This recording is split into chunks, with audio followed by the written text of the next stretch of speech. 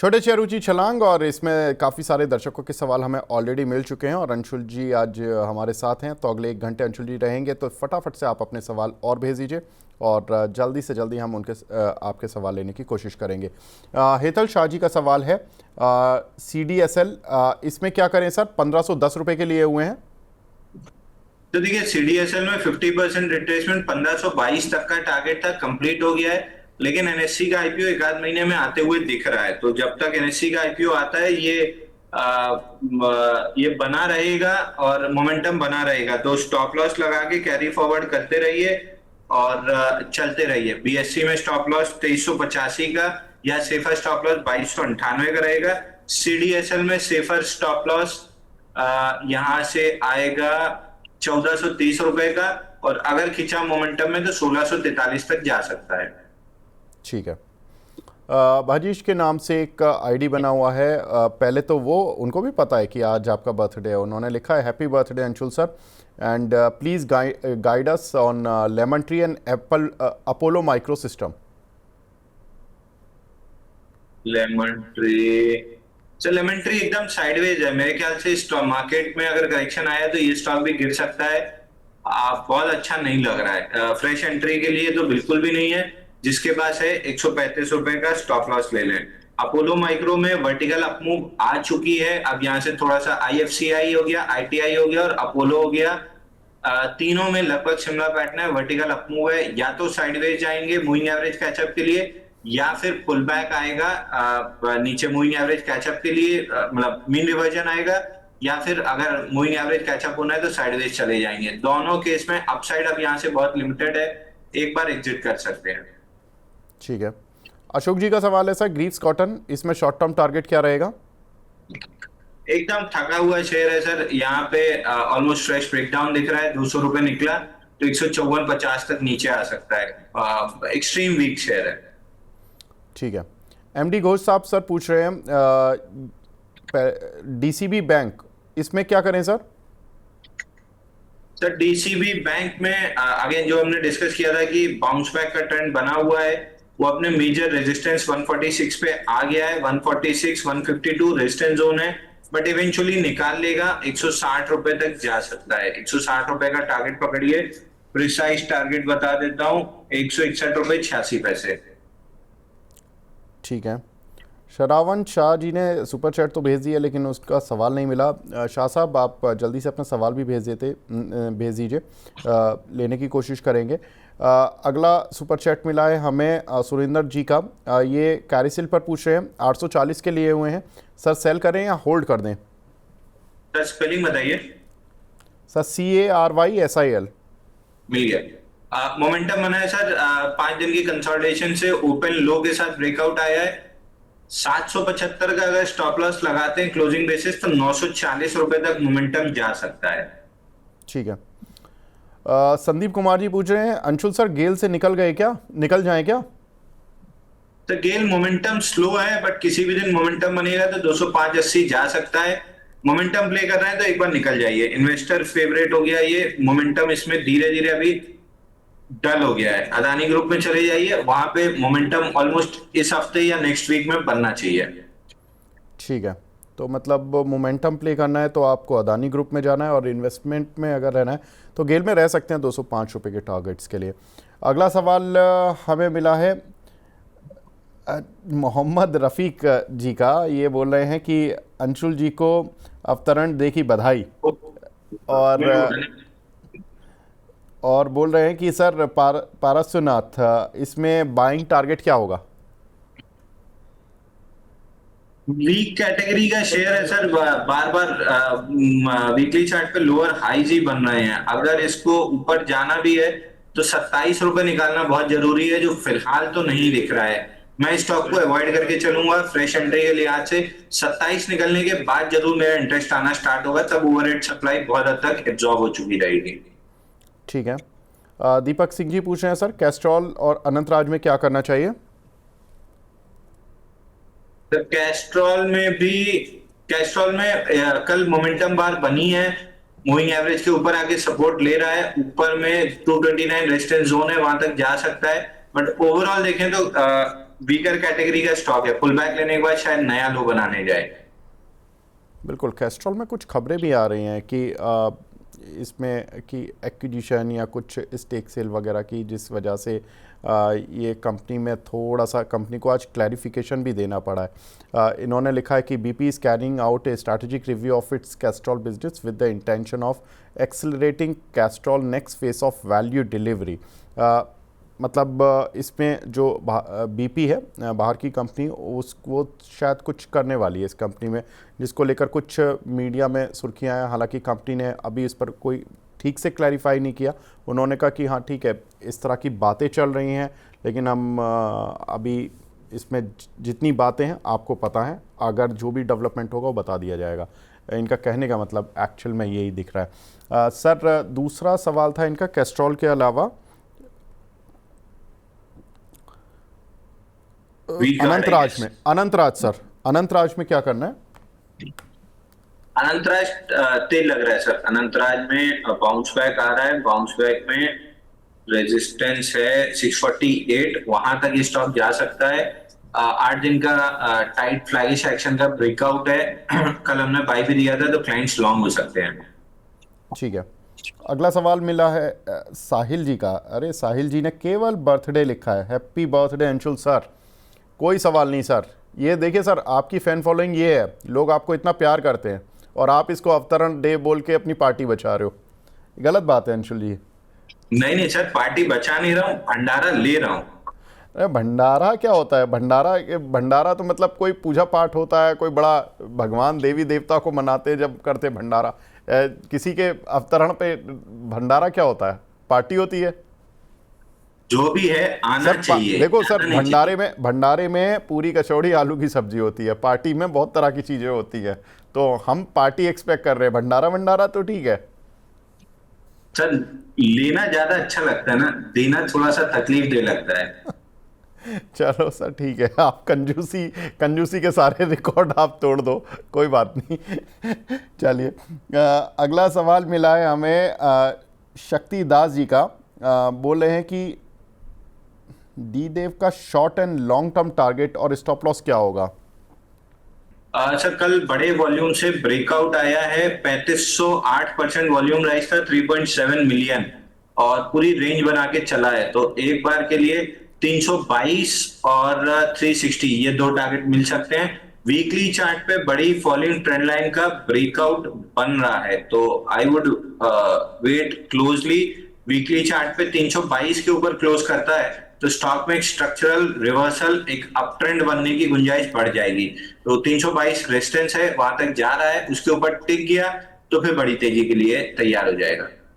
ठीक है। सारांश जी पूछ रहे हैं सर, पहले तो एक बर्थडे स्टॉक बता दीजिए, और सोम डिस्टिलरीज में क्या करना है? सर, कल दो दिए थे, एक बीएससी था 7-8% चला है, एक दिया था अनंतराज जो 4% चला है। सुबह से दे चुके हैं।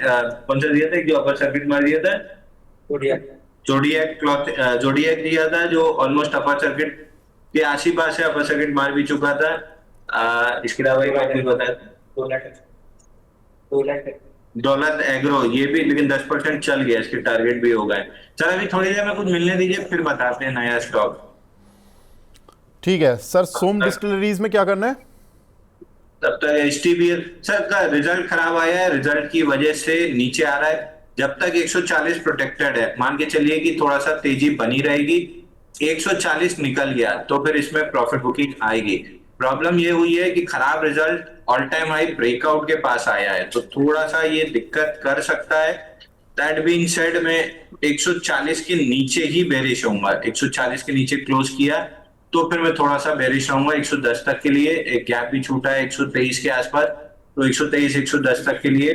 बट स्ट्रक्चर में कोई बड़ा डेंट नहीं लग रहा है। एक आध क्वार्टर में रिजल्ट ठीक हो जाता है तो वापस से अप ट्रेंड कंटिन्यू कर लेगा, बट 140 टूटे तो फिर लॉन्ग नहीं रहना है। ठीक है। वारी एनर्जी पर सवाल है सर, अलकेश मकवाना जी का। ये पूछ रहे हैं कि इसमें एंट्री कर सकते हैं क्या? वारी एनर्जी 1030 के ऊपर टिके तो बिल्कुल आपको एंट्री करना चाहिए। 3030 के ऊपर टिके तो बिल्कुल एंट्री करनी चाहिए। वैसे लग ठीक रहा है, मोमेंटम 3030 3050 के ऊपर बनेगा। तब ये 3445 तक जा सकता है। मैं थोड़ा सा कंसोलिडेशन का वेट करके एंटर करना पसंद करूंगा। प्रीएम्प्टिव बाई कल था 2880 के आसपास, अब ब्रेकआउट बाई 3030 पे टिकने पे बनेगा। ठीक है, शैली होटल, इस पर सवाल है मेनन साहब का सुपर चैट पर, क्या इसको बाय कर सकते हैं सर? बाइंग तो बहुत अच्छी नहीं बन रही है, बट मोमेंटम 988 1017 तक जा सकता है। अगर आप ट्रेडर हैं तो होटल स्टॉक्स में अभी ट्रेडिंग की बहुत अच्छी अपॉर्चुनिटी नहीं है। अगर आप इन्वेस्टर हैं तो आप जूनिपर और आईटीसी होटल बाई करके रखिए, इसमें अच्छा खासा पैसा आपका बन जाएगा। ठीक है।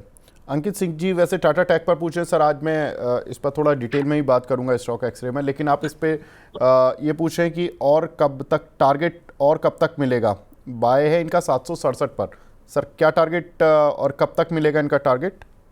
सर मेरे पर्सनल पोर्टफोलियो में है तो टारगेट स्टॉप लॉस पे डिस्कस नहीं करूंगा, बट रेजिस्टेंस 802.90 पे है। इसके ऊपर मोमेंटम बनेगा 841 रुपए तक का, तो मैं 802.90 वॉच करूंगा। अगर सेलिंग प्रेशर बना तो 50% बुक करूंगा, नहीं बना तो 841 तक के लिए मैं वेट करूंगा। ओवरऑल ये स्टॉक मेरे को 973 जाते हुए दिख रहा है, तो मैं मल्टीपल इन आउट जैसे मैंने टाटा स्टील में किया था, मल्टीपल इन आउट में करता रहूंगा। 973 के बाद ही मैं किसी तरह का व्यू चेंज करूंगा। फिलहाल 973 आ रहा है तो हर रेजिस्टेंस पे प्राइस एक्शन वॉच करूंगा। अगर थोड़ी सेलिंग प्रेशर आई तो बेच के वापस नीचे ले लूंगा, नहीं आई तो कंटिन्यू करूंगा। जैसे टाटा केमिकल में 903 के आसपास सेलिंग प्रेशर दिख रहा था तो क्लाइंट्स को बुक करा के वापस 885 पे बाई कराया है। तो इस तरीके की मतलब ट्रेडिंग करते रहेंगे, बट ओवरऑल 973 दिख रहा है मेरे को टाटा टेक्नोलॉजी। ठीक है। हर्षित खुराना जी हैं सर, ये सरला पॉली पर पूछ रहे हैं, इसमें क्या करें?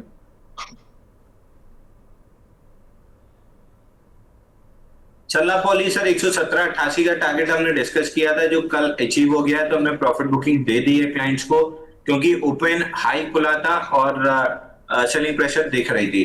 अब नई तेजी 118 के ऊपर आएगी 129 रुपए के लिए, तो अगर बाई करना है तो 118 के ऊपर ही बाई करना है। ठीक है।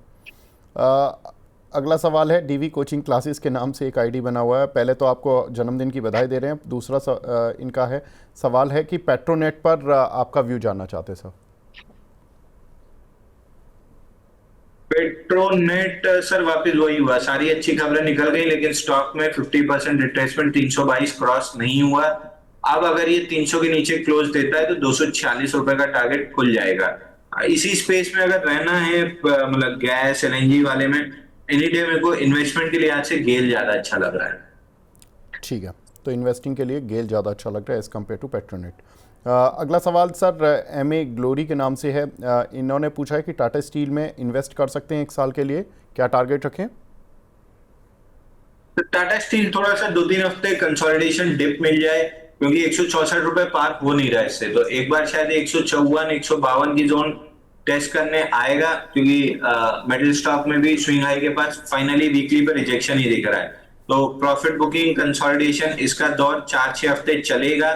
मेटल में अभी टाइम है फ्रेश बाई करने का, अभी कर लेंगे तो फ्रस्ट्रेशन में रहेंगे 4-6 हफ्ते। तो डिप कहीं भी 156 पे आने दीजिए, वहां रिव्यू करेंगे। अगर एविडेंस मिला तो बाई करेंगे, नहीं तो फिर और 152 तक की डिप के लिए वेट करेंगे। साईं प्रवीण जी बोल रहे हैं, पहले तो हैप्पी बर्थडे अंशुल जी, और टाटा मोटर्स ऐड कर लें क्या? और वो पूछें कि व्हाट एग्जैक्टली इज़ भंडारा। अरे भंडारा सर, प्रवीण साहब आप नहीं जानते? साईं प्रवीण जी, भंडारा मतलब जब किसी कोई धार्मिक अनुष्ठान होता है उसके बाद एक प्रसाद भगवान को लगाकर और फिर काफ़ी सारी पब्लिक को एक टेबल मेज पे एक टोकरे में पूरी कचौड़ी रख के और बांटी जाती हैं। उसमें प्लेट्स में आलू और आलू की सब्ज़ी और कुछ रायता वायता, जैसी जिसकी जो श्रद्धा हो, जो सब्जियां बनवाता है वो फिर लोगों में बांटता है। तो अंशुल जी ये चाहते हैं कि उनके बर्थडे पर भंडारा हो, पार्टी ना हो। चलो ठीक है। सर टाटा मोटर्स में क्या करना है? सर टाटा मोटर जैसा हम एक्सपेक्ट कर रहे थे कि अटकेगा 4 हफ्ते 5 हफ्ते, अभी ये 3rd वीक है जहां पे अटक रहा है, और 2 हफ्ते कंसोलिडेट करके वीकली मूविंग एवरेज अगर कैचअप हो जाते हैं तो उसके बाद जब 723 के ऊपर चलेगा 810 रुपए आराम से देगा। तो आराम से 2-3 हफ्ते होल्ड कीजिए, उसके बाद मोमेंटम बनेगा 810 रुपए का। डाउन साइड प्रोबेबिलिटी बहुत कम है, 810 की प्रोबेबिलिटी मोर देन 80% है, तो ये वो रिस्क है जो लेनी चाहिए। ठीक है। अगला सवाल हमें मिला है नरेश कुमार जी का। सर जुनिपर होटल ले सकते हैं क्या अभी? सर ट्रेडिंग कर रहे हैं तो जूनिपर नहीं है, इन्वेस्टमेंट कर रहे हैं तो जूनिपर यहाँ से लेके छोड़िए। मोमेंटम जब बनेगा तो 367 तक ले जाएगा काउंटर को, और 367 के ऊपर 398, 367 398 इसके लिए एक रेजिस्टेंस जोन है। ये जोन निकलने के बाद ऑल टाइम हाई खुल जाएगा, तो यहाँ से प्रीएम्प्टिव बाई या थोड़ा सा एक्यूमुलेशन, थोड़ा सा एसआईपी टाइप का कुछ करना है तो थोड़ा थोड़ा लेते चलिए। टाइमिंग करना स्टॉक के लिए बहुत मुश्किल होगा, उसकी वजह बता दे रहा हूँ। केवल 7,000 करोड़ का मार्केट कैप है और मेरे ख्याल से 23% फ्री फ्लोट है, तो 14,1500 करोड़ का फ्री फ्लोट होगा, तो टाइमिंग करना आपके लिए बहुत मुश्किल होगा क्योंकि स्मॉल कैप स्टॉक है। थोड़ा थोड़ा एक्यूमुलेट करके चलिए, जब भी फटेगा 400 रुपए आराम से दे देगा, 400 के ऊपर टिकने पे ऑल टाइम हाई खिंच जाएगा। ठीक है। अगला सवाल हमें मिला है भारत फोर्ज पर आयुष जी का। इन्होंने कॉल वगैरह पर सवाल पूछा है। आयुष जी, मैं रिक्वेस्ट करूंगा 12 बजे के बाद ये सवाल पूछे तो ज़्यादा अच्छा है, लेकिन मैं भारत फोर्ज पर व्यू ले लेता हूं। भारत फोर्ज सर कैसा लग रहा है? इन्होंने 1300 की कॉल ली हुई है, तो आपको भारत फोर्ज वैसे ऑन चार्ट्स कैसा लग रहा है सर, शॉर्ट टर्म के लिहाज से? कंसोलिडेशन में है 15 दिन से। मेरे ख्याल से इन्हें कॉल पुट पे लास्ट वीक भी सवाल पूछा था, तब भी मैंने कहा था कि कंसोलिडेशन अगर लंबा खींचा तो आपकी टाइम वैल्यू इरोड होगी, और एग्जैक्टली वही होते हुए दिख रहा है। जिस भी दिन मोमेंटम बनेगा, इस हफ्ते बने, अगले हफ्ते बने या और अगले हफ्ते बने, 1354 का व्यू खुला हुआ है, 1354 आते हुए दिख रहा है। जी, हकीम शेख साहब पूछ रहे हैं सर, पीपीएल फार्मा 600 शेयर हैं 267 के, क्या करना है इस पर? एवरेज करना है सर, एकदम आराम से एवरेज करके बैठिए। 2 क्वार्टर और अच्छे रिजल्ट और ये स्टॉक डबल यहां से। चलिए, बहुत बढ़िया।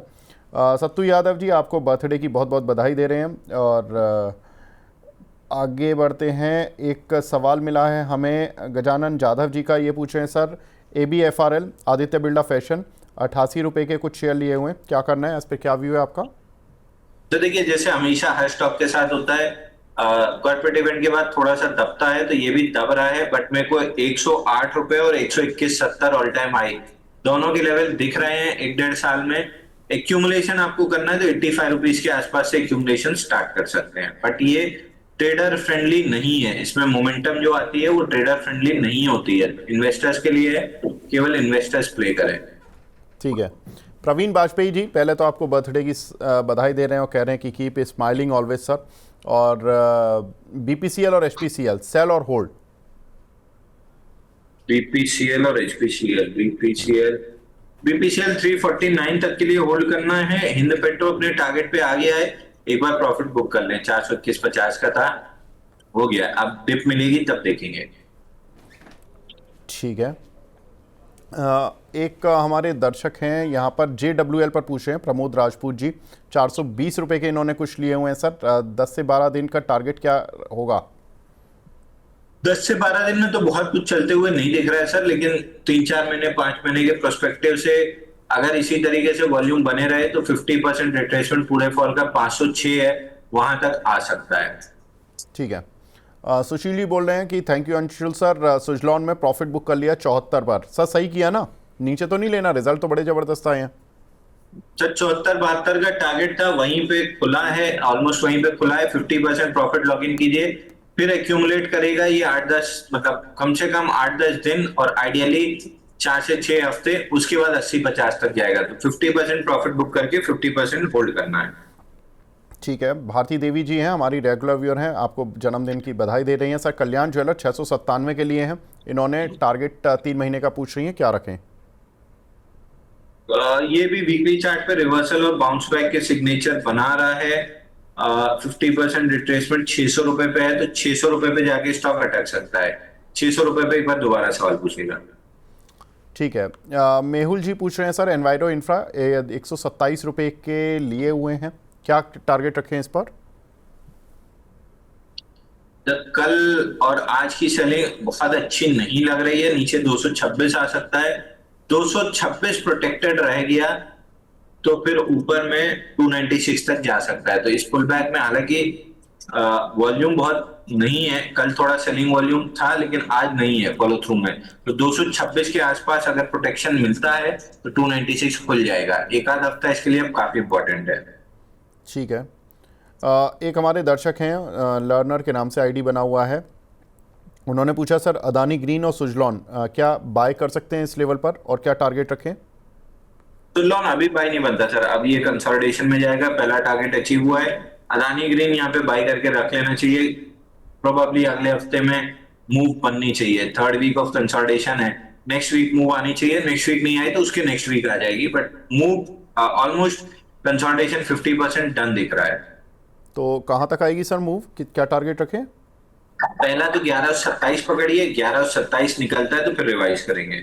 1127 यानी कि 110 रुपये करीब करीब ऊपर यहाँ से। चलिए बढ़िया है। तो सर अगले वीक के लिए तो अंशुल जी इसको ट्रेडिंग कॉल भी कह दें क्या, कि ये ट्रेडिंग कॉल ही है अगर एक वीक में ही निकलना है सर? ये सर 1.5-2 साल, आपको याद होगा कि विनीत बुनिशकर जी भी बोल के गए थे कि ये स्टॉक आराम से यहाँ से 3 गुना होगा अगर कोई 2 साल रखता है तो एटीजीएल और Adani green, Tata tech, Tata chemical, इन सब स्टॉक्स में वीकली चार्ट पे 100-150% की मूव दिख रही है। तो डेली चार्ट पे छोटे छोटे ब्रेकआउट प्ले करना ट्रेडर के लिए ज्यादा फायदेमंद रहेगा। जो इन्वेस्टर है लेके 2 साल छोड़ दें, पैसा दुगना तिगना तो हो ही जाएगा।